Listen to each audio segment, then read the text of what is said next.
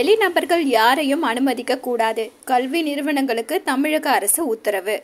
பல்கலைக்கழக வளாகங்களில் வெளிநபர்களுக்கு அனுமதி கிடையாது என தமிழக உயர்கல்வி செயலாளர் உத்தரவிட்டுள்ளார். பல்கலைக்கழக வளாகங்களுக்குள் வரும் மாணவர்கள் கட்டாயம் அடையாள அட்டை வைத்திருக்க வேண்டும் எனவும், பாதுகாப்பு நடவடிக்கைகளில் மிக கவனமாக இருக்க வேண்டும் எனவும் அனைத்து பல்கலைக்கழகங்களுக்கும் உயர்கல்வித்துறை செயலர் உத்தரவிட்டுள்ளார். சென்னை அண்ணா பல்கலைக்கழகத்தில் படித்து வரும் மாணவியை ஒருவர் பாலியல் வன்கொடுமை செய்து அதனை வீடியோவாக எடுத்து மிரட்டியதாக போலீசில் புகார் கொடுக்கப்பட்டது. அந்த புகாரின் அடிப்படையில் கோட்டூர்புரம் பகுதியில் பிரியாணி கடை நடத்தி வந்த ஞானசேகரன் என்ற நபரை போலீசார் கைது செய்து விசாரணை நடத்தி வருகின்றனர்.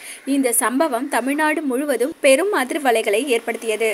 இது தொடர்பான வழக்கை விசாரித்த சென்னை உயர்நீதிமன்றம் புகார் அளிப்பதற்கு காவல் நிலையத்திற்கு மக்கள் வருவதற்கு பயப்படும் நிலைதான் தற்போது உள்ளது.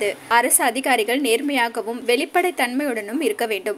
மாணவி பாலியல் வன்கொடுமை செய்யப்பட்ட விவகாரத்தை 3 பெண் IPS அதிகாரிகள் கொண்ட சிறப்பு குழு விசாரணை செய்யும் என உத்தரவிட்டனர். மேலும் மாணவி புகார் தொடர்பான FIR பொதுவெளியில் கசிந்ததற்காக பாதிக்கப்பட்ட மாணவிக்கு 25 லட்சம் ரூபாய் அரசு இழப்பீடாக வழங்க வேண்டும். இந்த தொகையை குற்றத்தில் தொடர்புடையவர்களிடம் வசூலிக்க வேண்டும். பாதிக்கப்பட்ட மாணவியின் கண்ணியம் காக்கப்படவில்லை. சென்னை காவல் ஆணையர் மீது அரசு சட்டப்படி நடவடிக்கை எடுக்க வேண்டும் என ஹைகோர்ட் உத்தரவிட்டது. அதோடு பாதிக்கப்பட்ட மாணவியிடம் இருந்து கல்வி கட்டணம், விடுதி கட்டணம் என ஏதும் அண்ணா பல்கலைக்கழகம் வசூலிக்க கூடாது. பெண்கள் மற்றும் குழந்தைகளுக்கு எதிரான வழக்குகளில் பதிவு செய்யப்படும் FIR வெளியாகாமல் இருப்பதை காவல்துறை ஆணையர் உறுதிப்படுத்த வேண்டும் என உத்தரவிட்டனர்.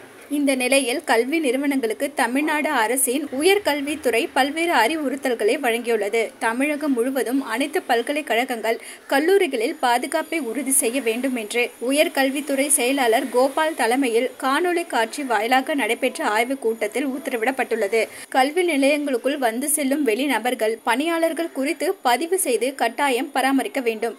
வேலை நிமித்தமாக வரக்கூடிய எலக்ட்ரிஷியன்கள், பிளம்பர்கள் உள்ளிட்டோரின் விவரங்களை தவறாமல் பதிவு செய்ய வேண்டும். பாதுகாப்பு விவகாரத்தில் குளறுபடி ஏற்பட்டால் ஏற்க முடியாது.